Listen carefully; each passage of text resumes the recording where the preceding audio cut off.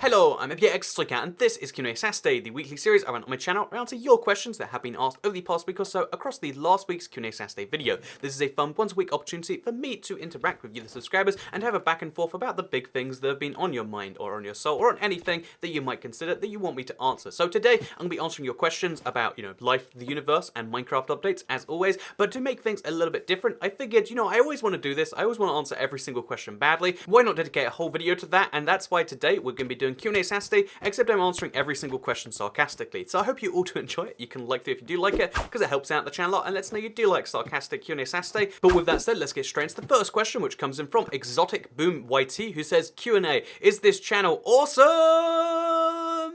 There's like 4 exclamation marks in there. And there's questions like this every single week where someone asks a question, clearly not with any intention of it being answered, clearly with not even really a question to be answered. Like, if you look, this isn't really a question, it's got exclamation marks, and clearly that has a one-sided answer that they're hoping I'll just be like, oh, that compliments me, I'll answer that instead. And so the answer to this one, is the channel awesome, is no, actually. This channel sucks. Have you noticed how the guy is always talking way too fast? Like, I don't even understand him sometimes because he's just going at 1,000 miles an hour. What's that all about? I've noticed how he's always playing Skywars in the background. Why does he keep playing the same game mode? Does he not know there are other Minecraft game modes out there? What's that all about? What's the deal with QnA Saturday? Have you noticed how even though every single week it's at the same time on a Saturday, and even though the description, the title, the thumbnail, they all have little hints that it being QnA Saturday, I don't check fast enough, and therefore it's his fault. Have you noticed how he does that every single week? What an awful channel. Have you also noticed how he's always copying that IBX2Cat guy? Like, his sound's pretty much the same, he's copying his background. I mean, like, he's not even original with all the stuff he does. It's absolutely terrible, and I hate the channel, and I hate your question. With that said, though, let's move to the next one, which comes in from J Foresti, who says, QnA, how would you feel if they added a Chihuahua to Minecraft as a dog variant? You know what, your question's bad, and you should feel bad. I don't understand, and I hate simultaneously, which I feel like is actually how most hate works. People who ask for dog variants in Minecraft, because you know what, it's entirely fine. We have enough dog variants right now. We've got a dog, and then you can color his color. There's like 16 types of dog. I mean, of all the things they could add to Minecraft, you're like, oh, they could add a whole new cave updates, we could play underground, they could add a whole new dimension, they could add a new boss, they could add new blocks for me to build it in my house. You're like, the one thing that would make me happiest in the world, nothing else besides this, is if the Minecraft dogs looked slightly different. They don't need to change the behavior because they say it's a dog variant, so it's going to have the exact same behavior. I just want to have a slightly smaller dog because I like Chihuahuas in real life and I like them in Minecraft. I just don't get it personally. Maybe we're just different people, but I don't understand how there are like so many people, because this isn't just UJ Foreste, it's people on every single thing ever. The most requested feature, if we looked on the Minecraft feedback website, is to have more dog variants, different types of dogs for this or for that, and I just don't understand in the slightest. There's loads of things that I like in real life that I don't need in Minecraft, and there's loads of things that I want in Minecraft that I don't want in real life, because Minecraft is a really great game that needs certain things, like maybe a cave update. Anyway, with that said though,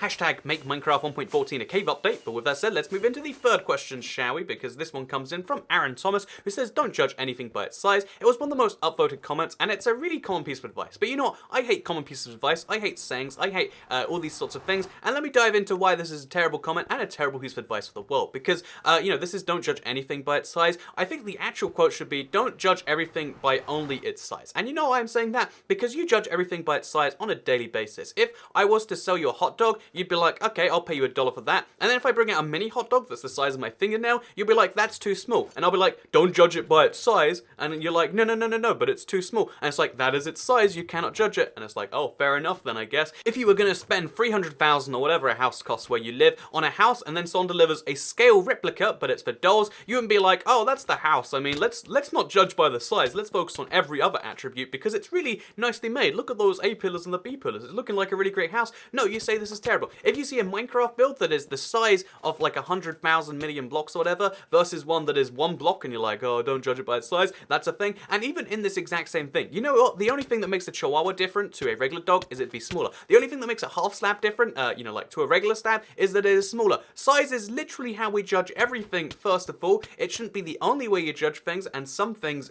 are, some things you want to have smaller, like fancy food. If you don't know, when you go to a fancy restaurant, you get way less food and you pay more for it because I guess that's how rich people are or whatever. But the interesting thing about that is like, oh yeah, but it's way better food, and that's kind of the trade-off right there. Yeah, but you can't not judge it by its size. You don't go, oh yeah, let's just ignore that size size factor. No, you factor it into your argument. It shouldn't be, don't judge anything by its size, as everyone apparently agrees, and you know, like, everyone just says that because something about them is not the right size, or maybe just in general something in their life is not the correct sizing. They're like, you know what, I'm gonna put that away by just saying nothing makes sense in size. You know, size is how we judge most things, whether you like it or not, and I don't understand why a piece of advice like this spread so far, and why 49 people upvoted it. I just realized that answering questions badly is just me ranting at them. But with that said, let's move to the next question, which comes in from Lord Pineapple, who says, why do you think Minecraft on Switch doesn't support cloud saves? And this is the best one, because I can answer this question seriously, and it's gonna sound like I'm making a joke, because it's Nintendo's policy, and Nintendo's policy always sounds like a joke. So, why do you think that Minecraft on Switch doesn't support cloud saves? Let me dive into it for you. So, obviously, you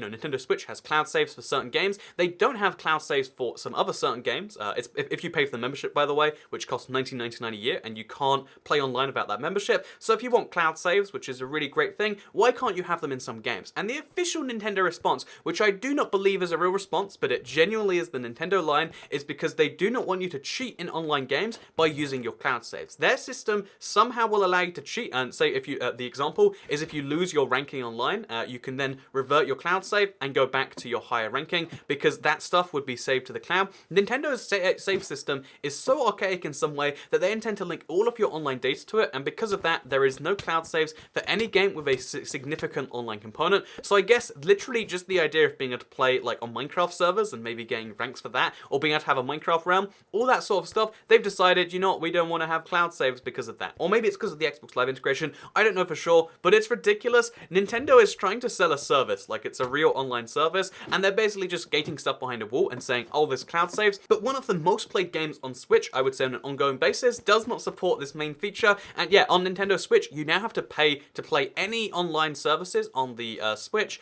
and you don't get cloud saves as a result. So you're just, what basically Nintendo has just started charging you to play your game, which you previously could play for free, online. And that is crazy, and that sounds like I made up a fun joke to bash Nintendo. No, look it all up. That's true. That's real, and that's depressing, right? Anyway, with that said, let's move to the next question, which comes in from Surav Sakar, who says, what would you do if you had 3 things to take when your house burned down? Don't tell me, I already watched the hypothetical questions. I assume he means one of the No Mining Challenge, which is my hypothetical series, because why not? So if I had to take 3 things out of the house, what could I take? And with every hypothetical question, the problem is you've got to add bounds to it, because you know, if you don't have any bounds to the hypothetical, you can always just kind of choose it. And you know what, let me just prove that with this one right here. So I can take 3 things out of my house, and while it's burning down, what am I going to take? Most people are like, oh, my cat, my dog, and my baby, or something like that. But you know what I'm going to take out of my house? I'm going to take out the fire, and boom. Okay, that's problem solved. Everything else is alive right now. I've still got 2 items, so I take out a nice chilled beverage from the fridge, and maybe some ice cubes to put with it. There you go. I've just solved the problem. Everyone's out there lying on the street with no clothes, but a dog and a baby and a cat. I'm over here like, oh yeah, so now I've got myself, you know, the fire's out here. I guess it's burning down the street, but that's not my problem. And I've also got myself a nice beverage while I sit out here, because for some reason I've left my house on the fire. Boom. There you go. Problem solved. Worked it out. Solution caused. You're welcome. But yeah, this is something I want to do. Every time I see like a question, I'm like, you know, I don't really like it so much. I'm just going to answer that sarcastically. And you know, that is a technically correct answer to the question. If I actually had to take 3 things out of my house, I guess honestly I would just go by like monetary value, because I mean it's all insured anyway. That's the wonder. When you live in a house, you legally have to insure it, as far as I'm aware, in the UK, or maybe it's a mortgage requirement. Either way, everything's insured anyway. So I just take the 3 most valuable things in case that doesn't go through, because you know, I don't really have an emotional attachment to most of my stuff. I guess my Switch I have to care about because there's no cloud saves, so I lose all my data if I lose that. But no, yeah, this is the sort of question where I'm not too great, because I don't actually sentimentally care too much about most of the things in my house, except like I care about it as a whole. And if I have to care about 3 specific things, it's like I guess I care about the biggest 3 things. Although that's not how fires work, you know. Fires are like, oh, you have 20 seconds to get something out of your house. What do you go and grab? And you know, anyway, with that said, you know, I like hypothetical questions, but I like answering them badly a lot more, because I'm just that sort of person. Anyway, with that said, let's move to the next question, which comes in from MS Iceman GD, who says, QnA, when will 1.7.0 come for MC Bedrock? And to answer your question, in the future, at some point. With that said though, let's move to the next question, which comes in from Connor Smith, who says, Toycat, if the developers made a completely out of the blue update no one saw coming, instead of a cave update, what would you want the theme to be? So if I can pick a theme for a Minecraft update, again, all I want to do to any one of these questions is cheese it so hard. I want to see the mega update. It comes out of nowhere and it updates everything in the game, adds 60 brand new biomes and 5 new dimensions and 1600 new mobs, or maybe 160 new mobs. Let's play that one conservatively.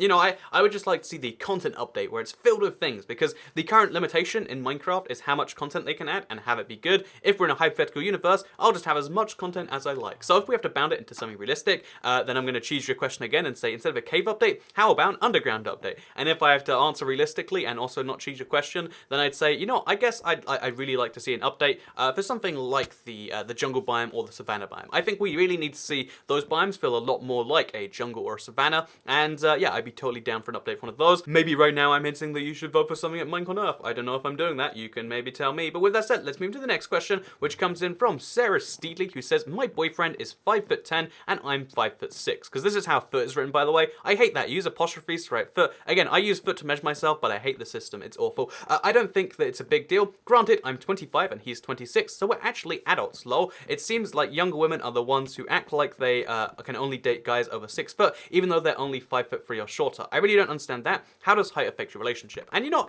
I'm going to answer this one with my real experience, because my real experience is just as bad as if I was sarcastically answering this one, because I think most people do base what they want in what they've had before in a relationship or whatever. And the reason that so many girls are like, don't even send me a message unless you're over 6 foot. And you know, the reason so many, I don't know what that voice was, by the way, but the reason so many people are like that is because, like, oh yeah, their first boyfriend was statistically like 6 inches taller than them, and now that's what they're used to or whatever. And you know, this is interesting, because like when I think back to like what is my preferred height in a girlfriend, it's like, I guess, you know, nowadays, like, yeah, no, whatever, you know, short, it's not actually a problem. But like, you know, the first ever short girlfriend I did have, I was like, the whole time she was like 5 foot, maybe 4'11" or something, so like a solid almost foot taller. I was just like, you're so short, like how is this whole thing functioning? And like, you know, most of my girlfriends I've ever had have been roughly my height, like, you know, like maybe 2 inches short or something. But it's like, you know, like that's what I'm used to. It's better that way, because when you hug, you're both hugging each other. If you hug someone who's like a foot shorter than you, you're holding them in. You know, 100% of them is being hugged, and only 80% of you is being hugged. So that's a bad ratio right there. It's like you're hugging a teddy bear, where like, oh, you touch it with some part of you or whatever.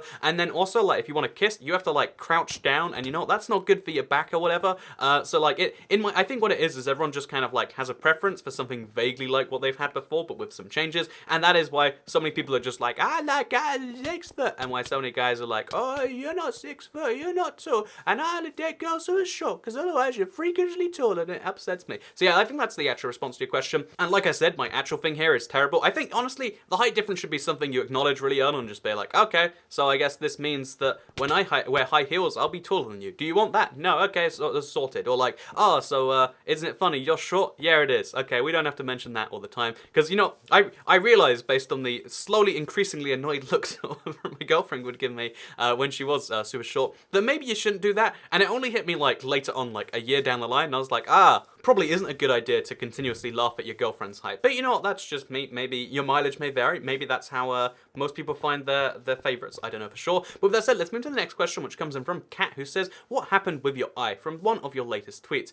If you haven't seen, my eye has been pretty weird lately. I scratched it, and you know what really sucks? Scratching your eyes. You know what really sucks in general? Injuring your eyes. Have you noticed how the things that we see out of our favorite sense, I think based on the fact that you're watching a YouTube video, it probably is one of your favorite senses, or if you're doing something else, you're still using your eyes right now as you watch this, unless you're sleeping, in which case have a good nap, I guess. But you know, you're using your eyes right now. The most valuable part, the things that we perceive the entire world with, they're super weak. They're made from this weird fleshy white spongy, I don't even know what it's made from. I don't understand what eyes are made from, but it scratches really easily. I got dirt in my eye, some tiny speck, something really tiny, and it scratched my eye bad enough that like it went super red and I couldn't properly see for it. What is that all about? Like, you know, your vision can go away so easily, and that is just terrifying as heck. So anyway, what happened to my eye? And I guess I have a confession to make, because I see a lot of tweets like this, and there's a part of me that really likes when people care about me. You know, like something about being on the internet, like I like that people care that I exist, you know? It validates my existence in this world a little bit more, which I do like. I don't think people are meant to say that. I think that makes me sound awful, but it's the reality, it's the truth. I'm sorry if I have to say it that way.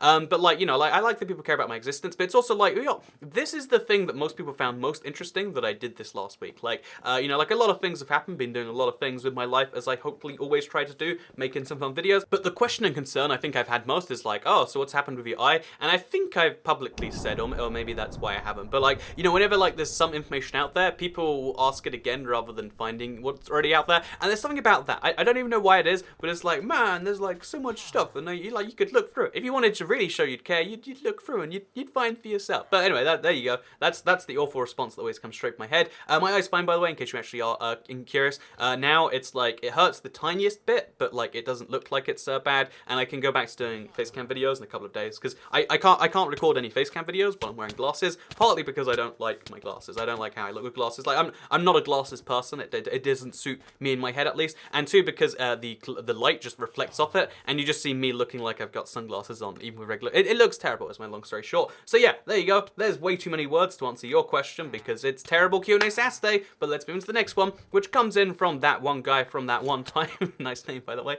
Who says, will you be recording any Minecraft for 3DS after finally being released in Europe? And the answer to this is no. Why did it take them a year and 6 days to get it in the European market? If it took them 3 days, I would still be upset. I'd be like, 3 days, really? You know, you've let the Minecraft US players play it for 3 days. You thought they were a more important market. But this is the level where it's like, you know, someone was 6 months down the line. They're like, oh, have we released Minecraft 3DS in Europe yet? And someone was like, probably not. And it's like, oh, Europeans, who cares about them, right? It's like they clearly cared about getting the game out as timely as they could for one market. It's this annoying thing where a lot of game developer, because you know this is a North American game developer with a North American publisher, you know, and even though that's their primary market, it's like just because you're based in North America, it doesn't mean all of your customers are. And someone like me who wanted to play the game to have a real opinion for my channel, I literally couldn't. I'd have to import a US 3DS. I could fly over there, buy a 3DS, put Minecraft on it, and fly back. That is ridiculous. I shouldn't have to do that. And because of that, I'm almost like mentally boycotting it. Any company that pulls stuff like that, even recently, The Incredibles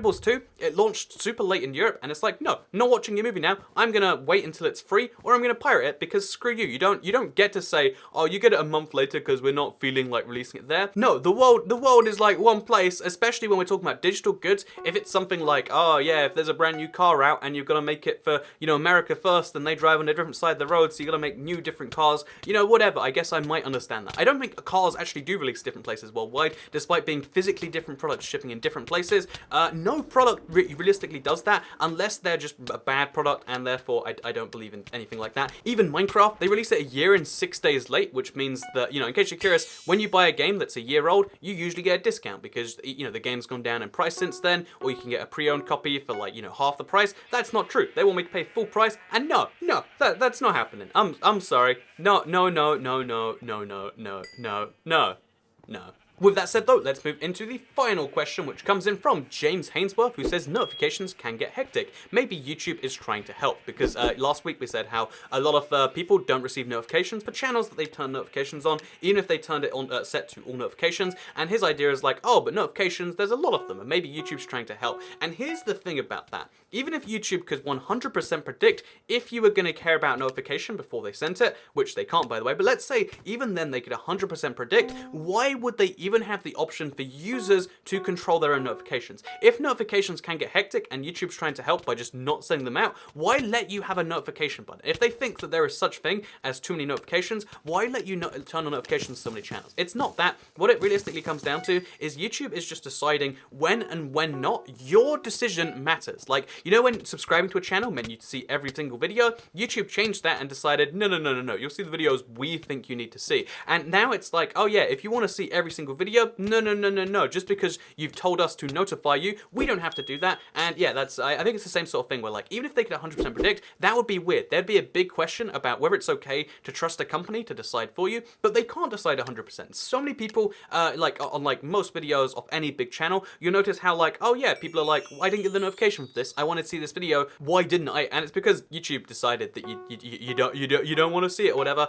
And so yeah, based on the fact that if YouTube was 100% accurate, it would still be debatable. But based on the fact that YouTube isn't that, it's like, no, we should have the tools that we need to decide what videos to watch. And that's why I'll always say, use Twitter if you want to be in control then if you want it to be easy, YouTube's always the place. Like, subscribe to channels. Let's be honest, if you don't want to see every one of my videos, just stay subscribed, that's fine. You know, hit the bell if you maybe want to sometimes see notifications. However, if you want to see every single video, you want to guarantee you're staying up to date with every piece of news, as well as see all the videos like how to abuse swimming. You want to make sure you see all of them, so you're not just missing a video all the months later. The best way is to get notifications on another platform. There used to be other platforms that would do this for you, but the best one in my opinion is sign up to Twitter, use Twitter notification. Obviously, you'll get notifications when I tweet about macaroons or whatever else I'm tweeting about these days, but it also means that you can guarantee you'll see every single video. All the people that you see in the notification squad on YouTube, all the people who actually guaranteed to see each video, they're the people who subscribe with Twitter notifications, and I've noticed that over time, and I'm just going to make that recommendation right now. If you want to guarantee you actually see a video from any creator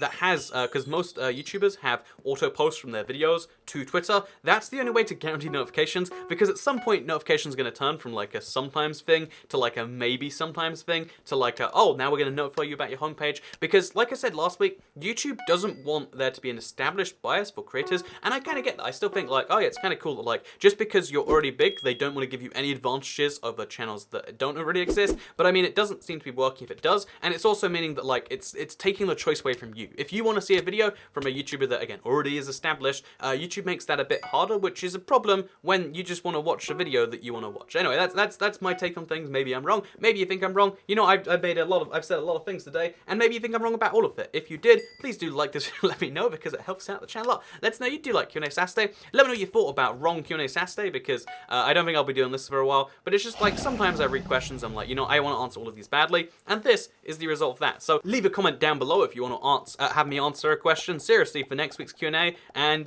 besides that, I hope you all enjoyed the video. I don't know how it ended up being so long. I guess when I rant about things, I spend way too long talking about it. But I hope you got something from this, because I'll see you all. Actually, I won't see you till probably 2 weeks from now, because next week is Minecon Earth, which means I'll be streaming that and probably won't be doing a Q&A Saturday. Maybe I'll do like a post-Minecon Q&A afterwards. I don't know, but either way, I guess I'll see you all next week for Minecon Earth. That's right, you can watch it here on this channel. We're doing a party thing live. I'm going to be watching it, reacting, all that sort of stuff that you can expect if you want to watch Minecon Earth with a lot of other people. Because if you watch the official streams, it's just going to be a lot of people from all over the place. But if you want to watch it with people, you know, the toy chatters, the people that you know and love, or maybe don't know, maybe don't love, then you can do it on this channel in a week. So thank you very much for watching today's video, and I'll see you all next time in probably a couple of weeks. Goodbye.